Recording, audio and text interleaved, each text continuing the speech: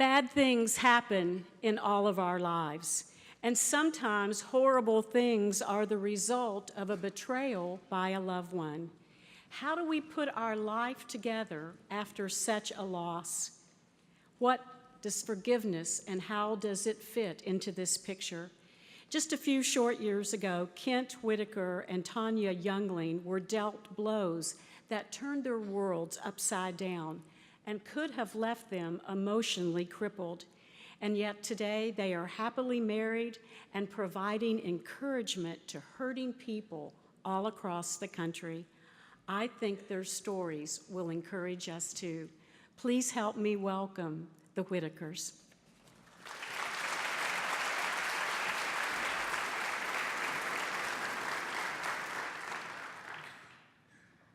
You know, 2 Sundays ago, we woke up to find out that the tomb was empty, and that changed everything. You know, the first thing it did was take 11 scared and confused followers of a dead man and conform them into a new and powerful force that invaded their world and changed it forever. Well, that risen dead man from the empty tomb, he wants to give us that same power and make us into world changers too. Now, I don't know, maybe you're like me and you haven't quite gotten there yet. Well, have you ever wondered what's holding us back? Well, I know we're all different, but I think one of the things is that we have a problem with forgiveness. Why is it so hard? You know, even as a kid, I remember being confused by how you forgive people. I mean, I was taught the Lord's Prayer in Sunday school, so I know that God tells us we have to forgive those who hurt us. I could even do it sometimes if it was little. But you know, if somebody hurt me in a big way, I just couldn't do it, and I wondered why. Was there something wrong with me? Was I a bad person? Maybe I wasn't trying hard enough. But then I think, wait a minute, why should they get away with what they did? What about my hurt? What about my sense of betrayal? I just couldn't let it go, and I'd stew in my own anger. Well, all of that anger generated a lot of heat and energy, which made me feel strong and powerful. But it was costing me more than I realized. Even though I didn't know it, that energy was also cooking up a big batch of hidden emotional poison. And it does that with each of us. I've known people and families who for 20 years or more haven't forgiven. And even after all that time, and even though they didn't realize they were doing it, they were still carrying around all that poison inside. And it was affecting their relationships in ways that they couldn't even see. And my guess is that some of us here today are doing the same thing without realizing it. Tanya and I want to talk about forgiveness for a while because we all have so much life left to live. And we don't want anybody to wake up 30 years from now and realize that important relationships had been destroyed, opportunities for greatness had been squandered, and service to the Lord had been lost forever as a result of a lack of forgiveness.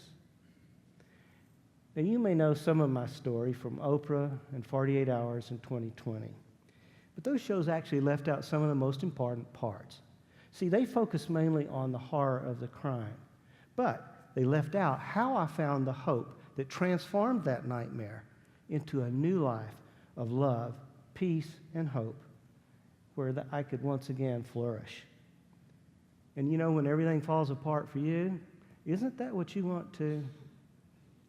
Well, my great journey of forgiveness began on December 10th of 2003, when my wife Tricia called to say our older son Bart had finished his finals and wanted to go out and celebrate his upcoming college graduation. Well, we went out for a great dinner, and when we got home, our younger son Kevin stepped into the house and through the front door, and there was a loud noise. Tricia said, "Oh no," and another loud noise. Now, I've been around guns all my life, but honestly, I didn't recognize those sounds. The idea that there might be an assassin in my own home, that was just too bizarre to consider. So I stepped up to the open door and looked inside to see what was happening. There was a man standing there in a ski mask, I don't know, maybe 7, 8 feet, and it still didn't make any sense. My first reaction was, which one of Kevin's goofball friends is playing a trick on us with a paintball gun? Well, the next moment, I was hit hard in the chest, and I fell back onto the front porch. And that's when I knew. Those noises had been gunshots, and there had been 3 of them, one for each of us. Before I had a chance to warn Bart, there came a 4th blast. No, why has he done this? He shot all of us. It's strange to realize that the end might actually be here. So I sent the Lord a quick prayer, and I said, if this is my time, I'm ready, but to please protect my family. I called out to each one of them, but got no replies, except for some quiet, wet coughs coming from Tricia. Now, I'd never heard those kind of coughs before, but instinctively I knew they were the sound of someone trying to clear their lungs from filling with blood. Well, suddenly the police were everywhere, and the paramedics began working on me. No one would tell me anything about my family until I overheard 2 policemen as they rushed into the house. One asked the other, so what do you want to do about the DOA? Dead on arrival. And that's how I learned that one, and I didn't know, maybe by now all of my family were dead. I began to shake and realized that I was going into shock. Well, Trish and I were taken by 2 Life Flight helicopters to the medical center, and Bart joined me a few minutes later by ambulance. Later, I learned that they'd stopped working on Tricia about halfway through the flight, and Kevin had died almost instantly right inside my front door. I also learned that Bart had been shot in the arm, supposedly wrestling with the shooter. Now, later that night, when I was finally alone in my hospital room, I wrestled with my faith. My emotions were bouncing all over the place, but they always came back to a deep desire for revenge, because I just wanted to hurt this person who had stolen my entire life. And I was mad at God, too. Not just for letting this happen, but for seemingly lying to me. Romans 8:28 was one of my favorite verses, and I've used it often when trying to comfort others. But when I tried to apply it to myself, well, that was hard. It says, and we know that God causes all things to work together for good to those who love God, who are called according to his purpose. And I wondered, was that even possible here? Kevin, Tricia, and I, we all love God and we're called to his service. No. That had to be a lie. There wasn't any way that God could take the murders of my wife and son and work them for good. I'll tell you, that verse challenged my faith more than it had ever been challenged before. But here's the problem. I knew I needed God now more than I ever had in my life. I couldn't even imagine what it would be like living the next 6 minutes, much less 6 months or 6 years, without him there to guide me. And I remembered that I had argued for years that faith in anything is an act of willpower. See, our emotions, they'll get us to make bad decisions, won't they? They'll lie to us. Faith is believing in something when all the evidence says, no, it's not true. Faith is when you know what the Bible says and it doesn't make sense, but you choose to trust God anyway because you believe that he's going to be faithful in what he's promised. And I wondered, was I going to be the man of faith that I challenged so many other people to be? Well, there was only one answer. I couldn't imagine how he was going to do it, but I told God that I believed that somehow, somewhere, he was going to do something good for somebody as a result of the shootings. And as soon as I settled that question in my mind, the first of 2 really strange things happened. A specific word-for-word sentence formed in my mind. Now, I can't explain it. I can only tell you what happened. See, normally, God communicates with me the same way he does with most folks. Sometimes I'll be praying, and there'll be a quiet voice that comes into the back of my head. Or other times I'll be reading the Bible, and a verse will just jump out at me. But that night, he placed a direct word-for-word question in my mind. It was, good. Now what about the shooter? What a strange question. But reading between the lines, I think I understood. God was encouraging me for trusting him in the Romans 8:28 thing and was asking, was I going to trust him in the other hard things? Things like, vengeance is mine, says the Lord. And I saw where he was headed. He was asking me to forgive this guy who had stolen my entire life. And I knew I couldn't do it. But I also knew that the Bible tells us that with God all things are possible and that we can do all things through Christ who strengthens us. So I decided to ask him for help. But if he wanted me to forgive this guy, he was going to have to do all the heavy lifting. I told him that I wanted to be obedient and forgive, but I couldn't do it alone. And then the really strange thing happened, and I certainly can't explain it. Suddenly, what I can only describe as a warm, golden glow flowed over me. And when it left, I was shocked to realize that all of my hatred, all of my desire for revenge had evaporated with it. Where had that come from? Because it certainly wasn't me 5 seconds earlier. And yet, instead of my desire for revenge, there was now a complete and total forgiveness for this nameless, faceless stranger. And yet, I knew it was real. Why he chose to lead me instantly to forgiveness was a mystery to me. But then again, I didn't understand why I was still living either, because I should have died that night. Well, the next day I began to see what he might be up to, because the police told me that Bart wasn't about to graduate at all. In fact, he wasn't even in school that semester. And he'd become their number one suspect for having arranged the murders they thought to cover up failures in school. Well, now we know that he was seriously ill, but back then, nobody knew that. Back then, I didn't believe for a minute that he was involved. But see, I did know that Bart's faith was not as strong as Trish's or Kevin's or mine. And if he was going to be the focus of an investigation that might actually lead to a trial one day, he was going to need someone in his corner, someone to travel this road with him, an anchor, someone he could trust, someone who could model for him the unconditional love that God has for all of us, even murderers. So when we went home from the hospital, I did so knowing that my own son may have been responsible for his mother and brother's deaths. And yet I came home without any feelings of fear or judgment. And that would have been impossible if God had not helped me reach that innocent forgiveness before I realized that it might even be my son that I was forgiving.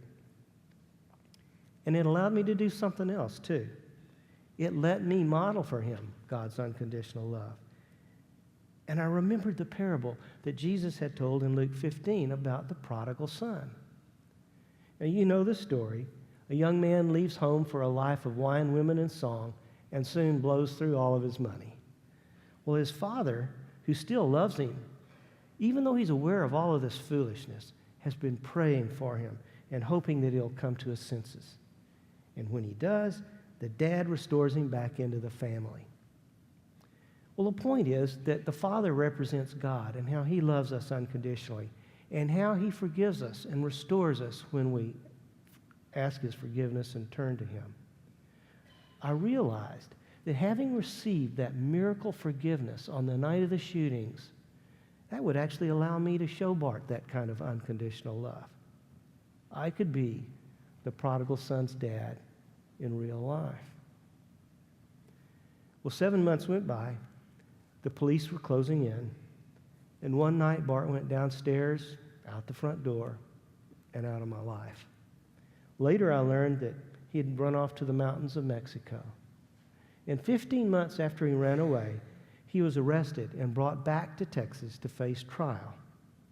And although I and all of our families pleaded with the district attorney for 18 months to accept 2 back-to-back life sentences in return for a guilty plea, they wouldn't back away from pursuing the death penalty. And in 2007, Bart was convicted of arranging the murders and was sentenced to die. Now, you talk about someone who needed hope. My whole life was a bag of broken glass. You know, if only one of us had recognized Bart's need, we could have gotten him help. But now, I was all alone. You know, I'll never forget the crushing feeling I got when I first realized that I would never have grandchildren.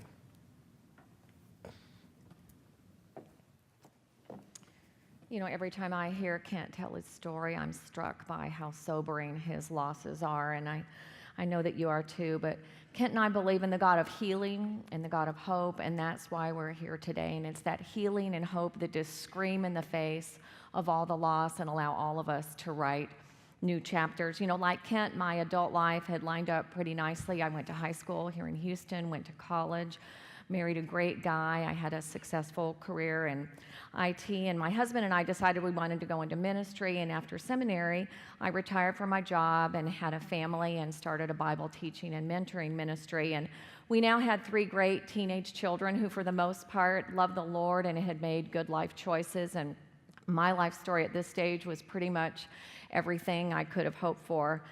But about the same time that Kent's story took a tragic turn, my husband, who is now a successful pastor, and I moved from Aspen, Colorado, back to Texas to pastor a church here. And you're probably thinking, well, that's when her story took a negative turn. And that was true from a heat and humidity perspective, but we were excited to get back to all of our family here. And then what I call the stuff of life just blindsided all of us. Within a year's time, my birth mom died at 64. My stepmom, who was everyone's best friend, at 63.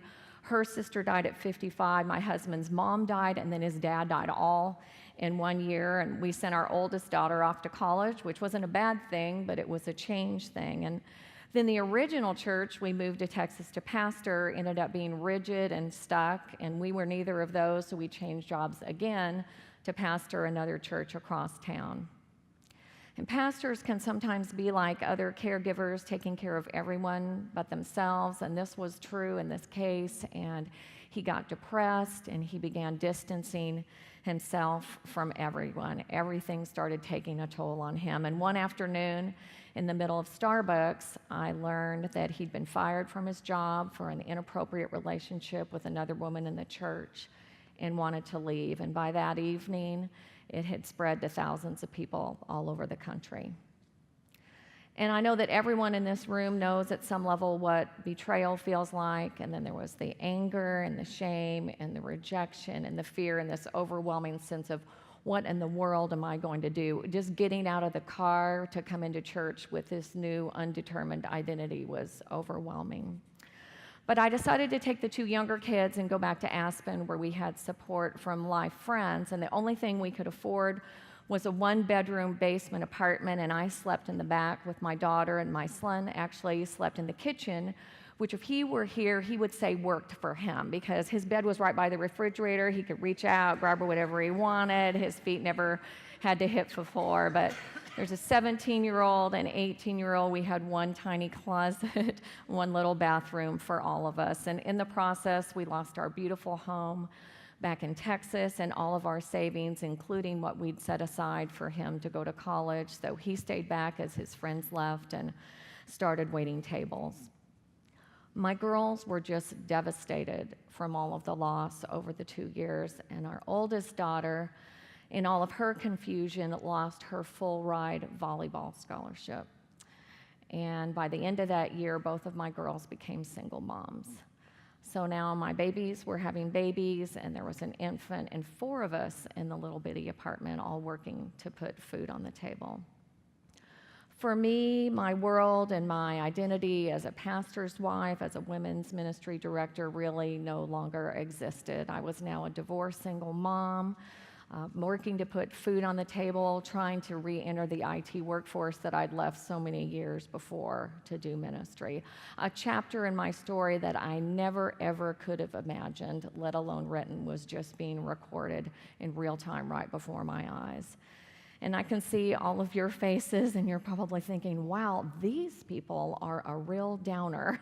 And perhaps they could have chosen someone a little more upbeat. But hold on for just a minute, because this isn't the end of the story. Because one thing Kent and I realized is that we couldn't move forward out of our losses until we were truly healed.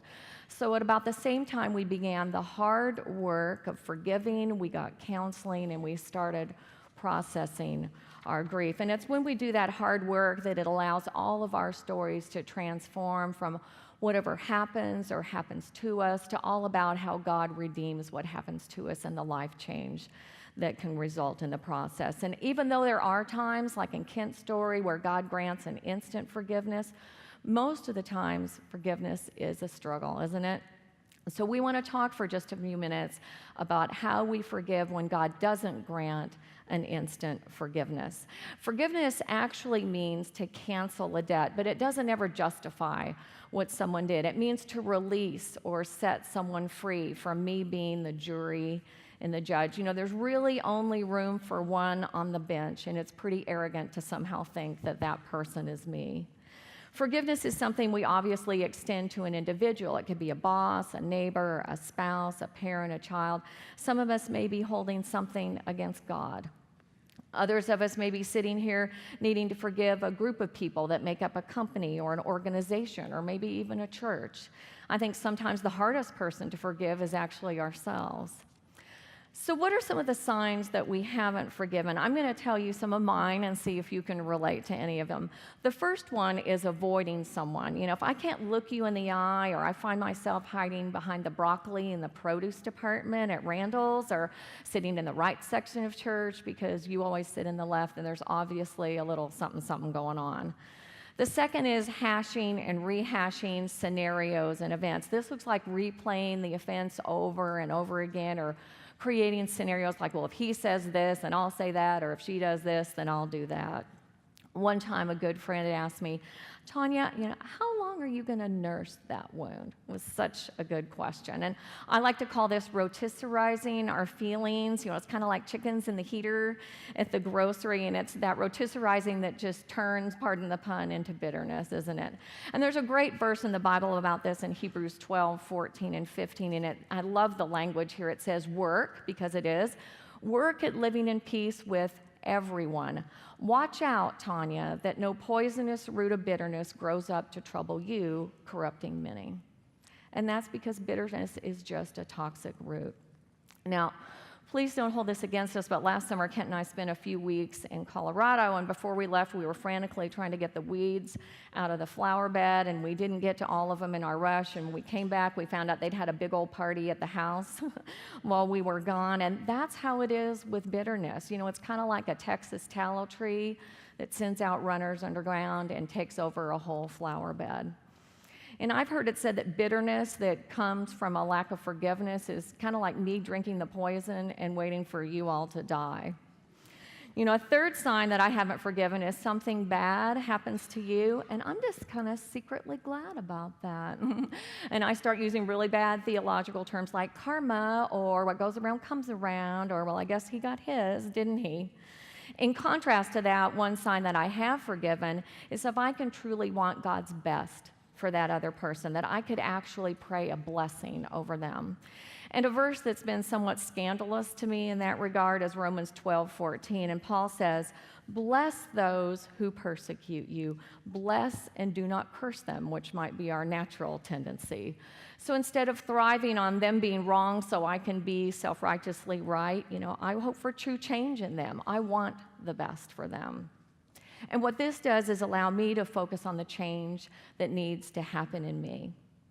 But Paul is realistic, and not all relationships will work. And later in Romans 12:17, he says, and watch the all-inclusive word choices here. He says, never pay back evil for evil to anyone. Respect what is right in the sight of all men. If possible, so far as it depends on you, be at peace with all men. So I do my part in making peace, but it's up to the other person to do theirs or even receive it. You see, something forgiveness does not guarantee is reconciliation. Reconciliation is when the offending party accepts responsibility for their part, apologizes, and changes their behavior. And I extend grace and forgiveness. Now, I need to look internally here, and if I have a role in the offense as well, then I need to initiate that process for my part. But either way, reconciliation takes two. Several years ago, there was a woman in my life who was very, very critical in general, and she gossiped about me and about my girls. And it was around Thanksgiving time, she was expecting a baby. And I remember standing in the kitchen and God impressing upon me that I was to make her a Thanksgiving meal when she had her baby. And I remember thinking, I have forgiven her and I will bless her with chili, but I'm still not doing the whole Thanksgiving meal thing. And it's funny because a few days later, she had her baby, and I put together the whole Thanksgiving meal, the turkey, the mashed potatoes, the gravy, even the ever-loving green bean casserole, and I took it over there, and what you think is going to happen is she's going to open the door and say, "I'm so sorry." That didn't happen. She just opened the door and took the meal and said, "Thank you." And 7 years later, I got a note from her saying, "Tanya, I get it. I'm so sorry." The thing about reconciliation is it may not be immediate and it may not be ever. And this is hard. I get it. Everything about forgiveness is hard, isn't it? And I think that's partly because forgiveness may be the most godlike thing we ever do. Here's what I mean. Forgiveness is more than just a single entry in the ledger of life. There are always huge emotional components that have to be accounted for as well. And that requires extending grace. Grace is when we give something of great value to someone who doesn't deserve it and who could never earn it themselves. And that's what we do when we forgive. We're granting grace to someone who really doesn't deserve it by releasing them from an obligation that they created and that we're paying for, and that they would never be able to put right, even if they wanted to. Maybe if we called it grace instead of forgiveness, it'd be easier for us to understand why it's so hard and why we need God's help to do it. But that's just like God, isn't it? He delights in giving us tasks that we can't do on our own because it helps remind us how badly we need to rely on Him for everything. The good news is that He loves to work with us when we ask Him. So, what tools will God use to help us accomplish that impossible goal of forgiveness? Well, here's some ideas. Maybe the best way to start is to write the person a letter. List everything that they've taken from you in big detail. Say, "I choose to forgive you for it," and then sign it. Now, I did this with Bart and with the young man who actually pulled the trigger. And here's why this works. See, most of the time we can't truly forgive because it's too painful for us to take in everything that they took from us. But you see, we can't forgive it until we recognize it and acknowledge that the loss exists. Now, I used to know someone who claimed to have forgiven her dad for some pretty awful things. But she was still living in her damage because she couldn't recognize and acknowledge the true consequences of everything that he'd done. Now, it's hard, and I get that. But writing these things out forces us to recognize and face up to the reality of all that you've lost.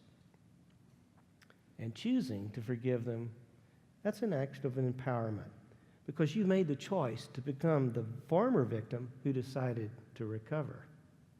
See, you don't have to send the letter. The person may even be dead by now. But signing it is important because that makes it a promise to yourself.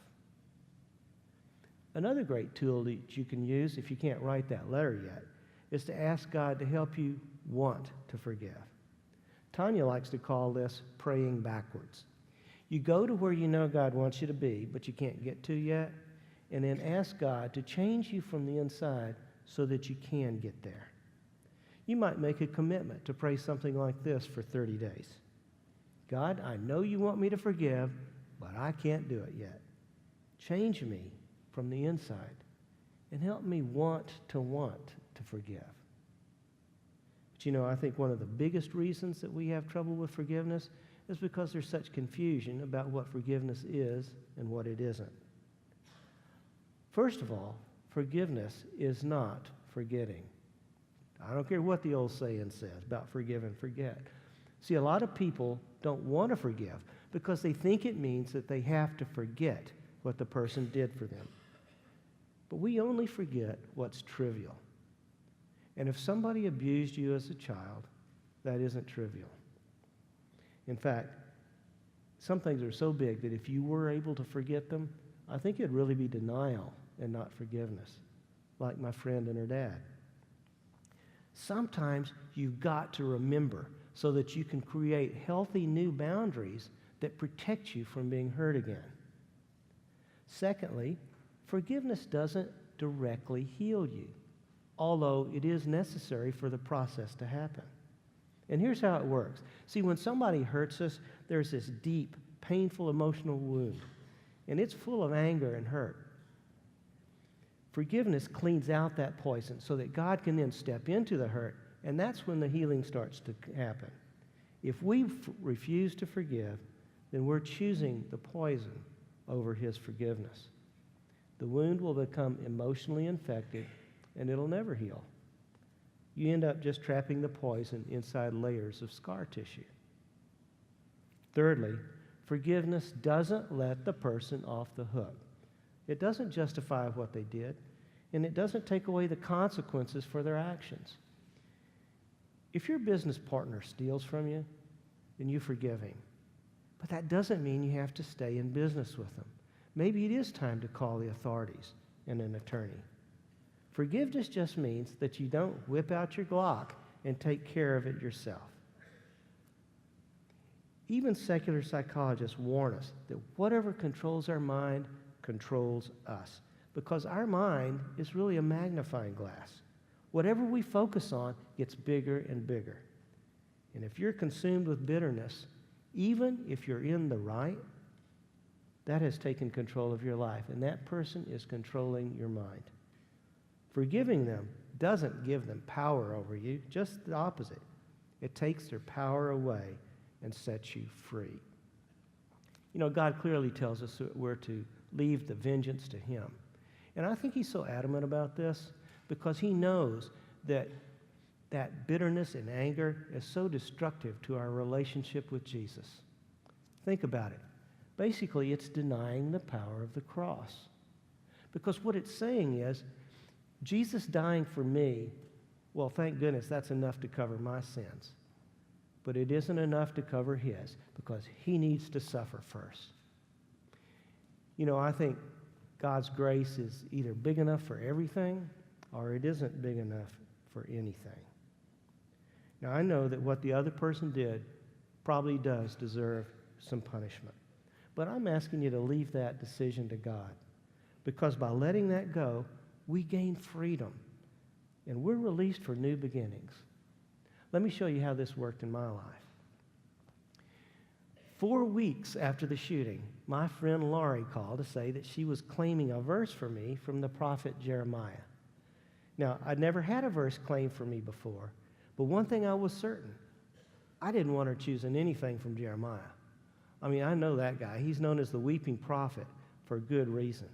Nearly everything that he said was a downer, because God was using him to be Israel's conscience throughout the awful Babylonian captivity. The verse that she chose for me was Jeremiah 31, 3 and 4. In it, God is speaking to Israel, and He's telling them, hold on, it isn't over. I'm still there, and this won't last forever. He said, I have loved you with an everlasting love. I have drawn you with loving kindness. I will build you up again, and you will be rebuilt. Once again, you will take up your tambourine and dance with the joyful. Wow. I tell you, I held on to that promise. Not because I believed it was specifically written for me 3,000 years earlier, but because I wanted to dance again. I never really thought it would happen, but I told myself that if God did heal me to the point where I could fall in love again, that I would bring a tambourine to my wedding reception. So I went out and I bought this one. And I wrote the whole verse on it. And I hung this on my office wall. I must have looked at this 1,000 times, always wondering, would it really ever come true?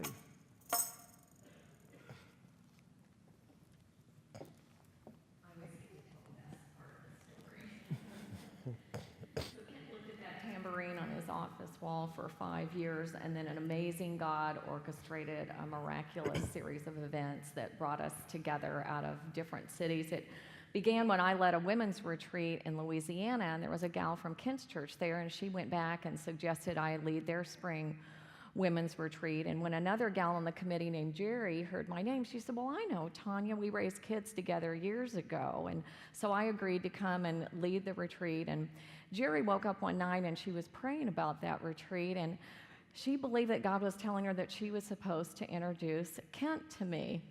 So she called me in Dallas and said, listen, I've got this friend, and I really think you're supposed to meet him. Now, he's got a little story, but don't worry about that at this point. And I said, well, I don't know, Jerry. I have my own story. I don't need another story. She said, no, just give it a chance. So Kent and I started corresponding by email, and about the second email, he told me his whole story. I remember calling my friend Jerry and going, what were you thinking? This guy doesn't have a little story. He's got a huge story. And there's way more to this story, but suffice it to say that God did what only he could do, and as each one of us just obediently walked it out, it all came together. And 6 years ago, Kent and I left our wedding not with bubbles or rice or petals or sparklers, I guess they knew now. We left with hundreds of people ringing these little tambourines with the verse from Jeremiah. You can clap about that. That's such a great thing. And if you remember in Kent's story, we left in a car that our granddaughter, who he thought he would never had, very affectionately called Papa Kent's wedding car. So much redemption, so much redemption. And now Kent and I have the opportunity to speak to people all over the country about the God who forgives and calls each one of us to do the same. And because our stories are never just all about us, we believe God took two publicly and tragically broken people and brought us together to encourage others and to encourage you today in your forgiveness journey. You see, there's absolutely nothing that God can't redeem and restore when we hand it back to him. And I think most of us would say that our stories aren't exactly how we would have written them back in the day. But just as there's hope for us in our stories, there's hope for you in your story, no matter how it's been written so far. We're going to ask you to join us now because we're going to pray about this. And I'd like to begin by asking everyone here to close your eyes and to visualize an empty picture frames. And now I'm going to ask God to fill that frame with the face of someone that you need to forgive.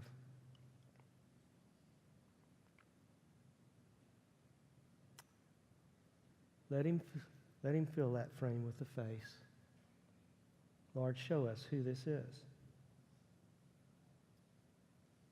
God, we want to thank you for the empty grave and all it promises us. I want to be transformed like those disciples so long ago so that I can make more of a difference for you.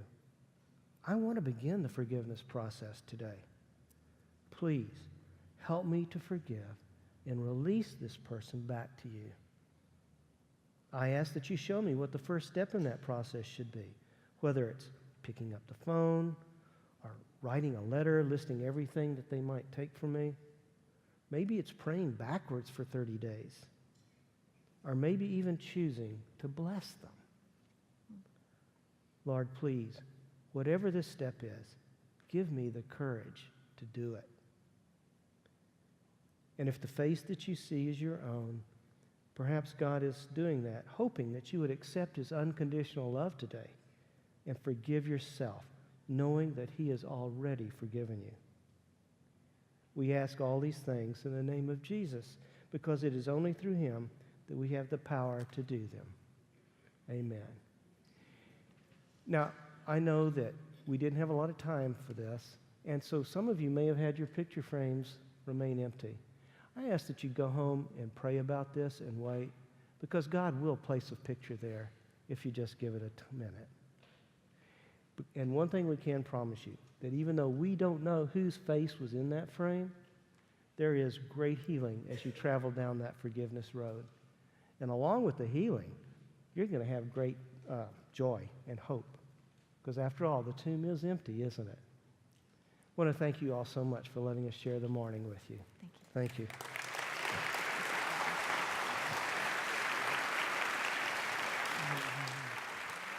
Thank you.